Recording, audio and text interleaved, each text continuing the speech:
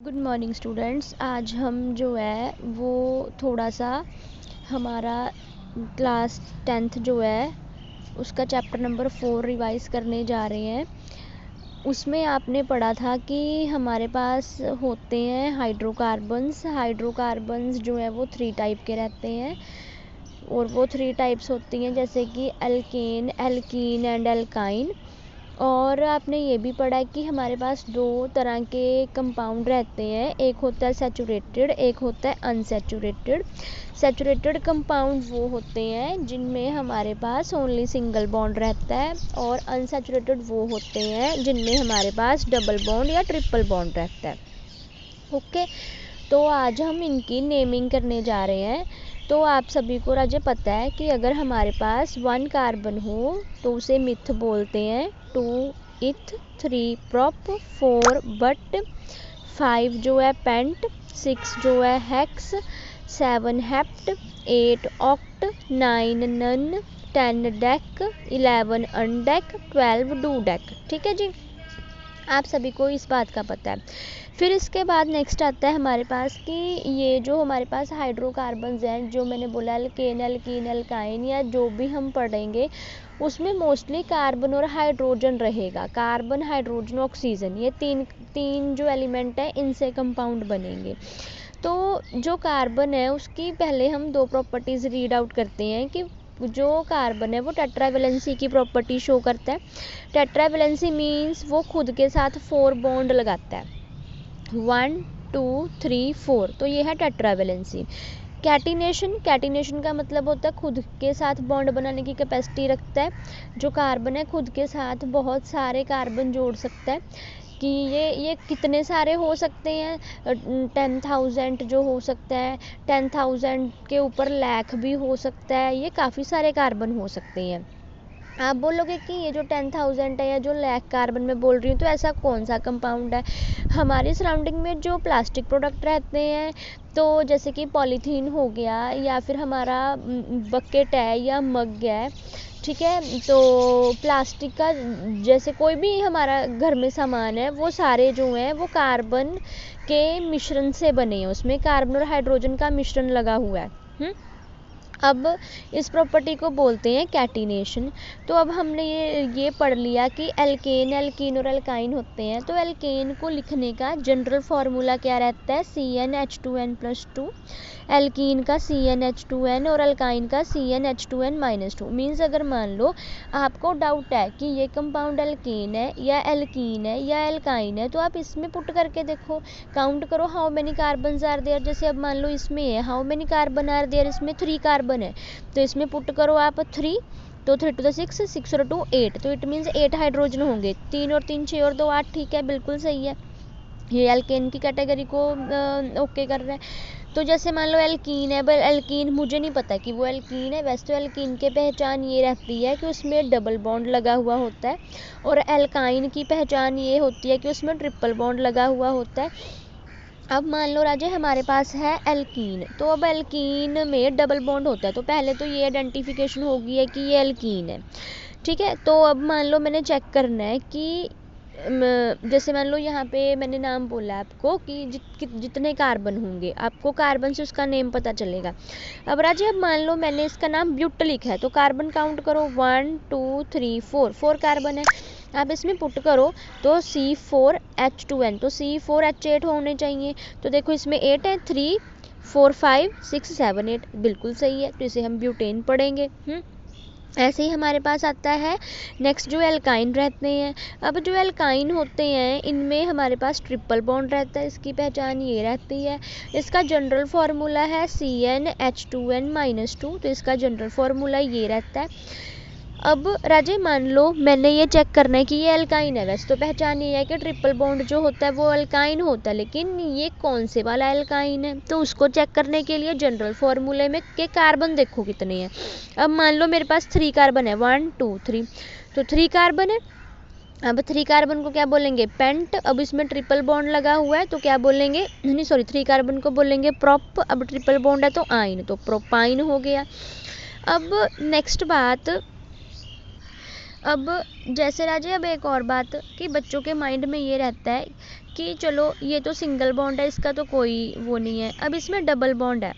अब मान लो इसे मैंने ब्यूटीन ही क्यों पढ़ा कि तो क्या डबल बॉन्ड यहीं पे ही लगाना है, हम कहीं और नहीं लगा सकते हैं इसे। तो अब अपने नेक्स्ट क्या देखना है कि मान लो सपोज करो मेरे पास ये जो डबल बॉन्ड है वो यहाँ पे नहीं लगा हुआ, मान लो वो होगा यहाँ पे, इस जगह पे मैंने डबल बॉन्ड लगा दिया, ये सिंगल है। तो अब आपने काउंटिंग करनी है, तो काउंटिंग क्या करो, 1 2 3 4, 1 2 3 4। अब 2 के बाद जो है वो डबल बॉन्ड है, 2 के बाद डबल बॉन्ड है। तो अब अगर तो ये 1 के बाद रहेगा तो हम बॉन्ड ऐसे पढ़ते हैं, 1 के लिए ये, 2 के लिए ये, 3 के लिए ये, 4 के लिए, क्योंकि 4 के लिए हम बॉन्ड नहीं पढ़ेंगे क्योंकि 4 तो ऑलरेडी इसके फुलफिल है, इसकी 3 पूरा है। अब आपने क्या देखना है राजे, अब आपने क्या ध्यान में रखना है कि जैसे मेरे पास ये है तो 1 2 3 4 है, मेरे पास 4 कार्बन है। अगर मेरे पास 4 कार्बन है तो ये सेकंड पोजीशन पर डबल बॉन्ड है। अब इसका नाम जो है वो ब्यूटीन नहीं होगा, इसका नाम होगा ब्यूट-टू-ईन, ब्यूट-टू-ईन, क्योंकि दूसरे पोजीशन पे लगा हुआ है। सिमिलरली मान लो राजे हमारे पास ये जो है ये यहाँ पे होता डबल बॉन्ड। पहले तो कोशिश ये करते हैं कि जो हमारे पास ये बॉन्ड है, जैसे डबल बॉन्ड है या ट्रिपल बॉन्ड है, काउंटिंग उस तरफ से स्टार्ट करो कि इसे छोटे से छोटा नंबर मिले।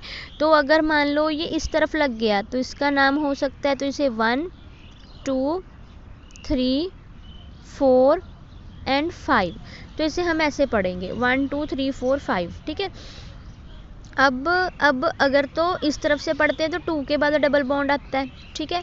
अगर मान लो इस तरफ से पढ़ते हैं तो 1 2 3, तो 3 के बाद आता है। तो हमने इस तरफ से काउंटिंग लेनी है जब जिस साइड से 2 के बाद आता है, ठीक है। तो इसका नाम क्या होगा, इसका नेम होगा पेंट-टू-ईन, पेंट-टू-ईन, ठीक है। अब देखो आपने अगर पेंट-1-ईन बनाना है तो या तो आप इस तरफ से डबल बॉन्ड लगा दो या इस तरफ लगा दो, क्योंकि मैंने आपको बोला कि जिस तरफ डबल बॉन्ड या ट्रिपल बॉन्ड होगा काउंटिंग उस तरफ से शुरू होगी। 1 उस कार्बन को हमने नाम देना है, नंबर 1 वो कार्बन रहता है, ठीक है। तो अब नंबर 1 वो कार्बन रहता है। तो अब देखो जैसे कि अगर मान लो यहाँ पे है तो काउंटिंग अब 1 नंबर इसे देंगे हम, ये कोई पक्का नहीं होता कि 5 ही देंगे, इसे 1 भी दे सकते हैं हम, लेकिन ये डिपेंड करता है कि बॉन्ड इस तरफ से क्लोज आ रहा है या इस तरफ से क्लोज आ रहा है। ऐसे ही रजे नेक्स्ट जो हमारे पास आइन है, जिसे हमने 1 आइन पढ़ा है, तो ये जो हमने इसे 1 आइन पढ़ा है तो इसे अगर मान लो ये इस साइड है तो मैंने 1 नंबर 1 इसे दे दिया, तो ये 1 9 ये हो गया। अगर ये यहाँ पे होता तो 1 2, फिर इसे 2 आइन पढ़ते, ठीक है। अब आगे जो है नेक्स्ट हमारे पास ये नेमिंग आ रही है, इसका नेमिंग हम करेंगे। अब देखो how many carbon are there, 1 2 3 4 5 6 and 7, 7 है तो हेप्टन लगा दो पहले, 7 है तो हेप्ट आएगा। अब डबल बॉन्ड है तो ईन लगेगा। अब कौन सी जगह पे है ये, काउंटिंग करो 1 2 3 4 5 6 7, 1 2 3 4 5। अब अगर तो राजे आप इस साइड से काउंटिंग करोगे तो 3 के बाद है, अब अगर इस साइड से काउंटिंग चलाओगे तो 4 के बाद है। तो कोशिश यही रहती है कि छोटे से छोटा नंबर मिले, तो इसका नाम क्या बनेगा, हेप्ट-3 ईन, ठीक है।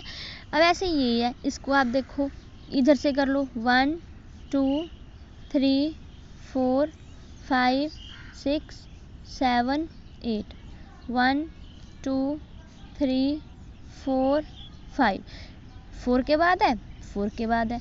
तो आपकी मर्जी है, आप जिस मर्जी साइड से नंबर दे सकते हो, क्योंकि 4 ही आ रहा है तो इसका नेम क्या होगा। अब 8 है तो ऑक्ट-4 ईन, ठीक है। आगे ये आ गया हमारे पास ट्रिपल बॉन्ड। अब ये है 1 2, अब 2 के बाद ट्रिपल बॉन्ड है। अगर मान लो इसकी नंबरिंग मैं यहाँ से करूँ 1 2 3 4 5 6, तो ये 4 के बाद है, तो 2 के बाद लेना बेटर है, क्योंकि छोटे से छोटा नंबर लेना, तो इसका नाम क्या बनेगा, हेक्स 2 आइन। ठीक है, हेक्स 2 आइन। अब आगे इसके बाद आपने राजे कुछ रूल याद रखने हैं। कई बार क्या होता है, हमें डबल बॉन्ड भी मेंशन होता है, हमें ट्रिपल बॉन्ड भी मेंशन होता है। तो ऐसे केस में क्या करते हैं, अगर डबल बॉन्ड और ट्रिपल बॉन्ड हमें मेंशन हो तो कोशिश यही है कि पहले डबल बॉन्ड को प्रायोरिटी दो, डबल बॉन्ड को पहले, उसे छोटा नंबर आना चाहिए ट्रिपल बॉन्ड के कंपेयर में। डन। अब हम बात कर रहे थे कि अगर हमारे पास डबल बॉन्ड या ट्रिपल बॉन्ड प्रेजेंट हो तो क्या करते हैं। अगर डबल बॉन्ड या ट्रिपल बॉन्ड प्रेजेंट हो तो प्रायोरिटी हम डबल बॉन्ड को देते हैं कि छोटा नंबर जो है वो डबल बॉन्ड को रहे। तो अब मैंने काउंटिंग की है, तो देखो राजे, अगर तो हम काउंटिंग करते हैं फ्रॉम लेफ़्ट साइड से, लेफ़्ट टू राइट चलते हैं, तो देखो इसे 3 नंबर आ रहा है। अगर राइट टू लेफ़्ट चलते हैं तो इसे 4 नंबर आ रहा है, तो इसे 1 आ रहा है। तो मैंने बोला कि रूल ये है, तो इट मीन्स हम जो है वो नंबरिंग इस साइड से करेंगे। नेक्स्ट है, कभी भी अगर आपने नेमिंग करनी हो, आपको लॉन्ग चेन गिवन हो, तो कोशिश ये करते हैं कि वो चेन चूज़ करो जिसमें ज़्यादा नंबर ऑफ़ कार्बन एटम रहें। तो अब मैंने ये वाली चेन चूज़ की है, इसमें अगर मैं इस साइड से जाती हूँ तो 6 कार्बन है, अगर मैं इस तरफ से जाती हूँ तो मेरे पास जो है वो 8 कार्बन आते हैं, तो इसीलिए 8 कार्बन वाली चेन चूज़ होगी। नेक्स्ट राजे, अब आपके पास ये स्ट्रक्चर आ रहा है, अगर इसे हम सीधा देखेंगे तो 4 के बाद 5 6 7 ओनली 7 रहेगा। अगर नीचे की तरफ ऐसे को चेन लेते हैं तो 9 कार्बन है, तो आपने कोशिश क्या करनी है कि जो ज़्यादा, जिसमें मोर नंबर ऑफ कार्बन है, हमने वो चेन चूज़ करनी है। अब ऐसे ही सिमिलरली लास्ट क्वेश्चन आ रहा है कि जैसे मान लो मैंने आपके सामने लिखा हुआ है कि अगर यहाँ से स्ट्रेट चेन लेती हूँ तो भी 7 कार्बन आते हैं, अगर यहाँ से लेती हूँ तो भी 7 कार्बन आते हैं। तो रूल ये रहता है कि हमेशा जो कॉम्प्लिकेटेड चेन होती है, जिसमें ज़्यादा कॉम्प्लेक्स जो है स्ट्रक्चर है या कंपाउंड गिवन है, उसे आप इंक्लूड करो पेरेंट चेन में। ठीक है, उसे आपने चेन में इंक्लूड करना। अब जैसे मान लो अगर मैं इसे स्ट्रेट चेन को ले लूँगी तो ये कॉम्प्लिकेटेड स्ट्रक्चर तो रह गया ना। अगर मान लो मैं इस साइड से पढ़ती हूँ तो ये कॉम्प्लिकेटेड स्ट्रक्चर इसके बीच में रीड आउट हो गया ना। तो वैसे अब अगर मान लो इनका नेम जो करना है, तो नेम कैसे करोगे आप, तो अब इसका नेम कैसे होगा। अब मान लो 7 है तो हेप्ट आएगा। अब 2 के ऊपर अटैचमेंट है, अब देखो 1 2, यहाँ पे 2 पे भी मिथाइल है, यहाँ पे 2 पे भी मिथाइल है, यहाँ पे 3 पे इथाइल है, और 3 पे ही फिर से इथाइल है। तो आपने इसकी अटैचमेंट को ऐसे नाम देना है। ठीक है, जैसे कि आप बोलोगे कि 2 di methyl 3 di ethyl heptane. Okay, thank you.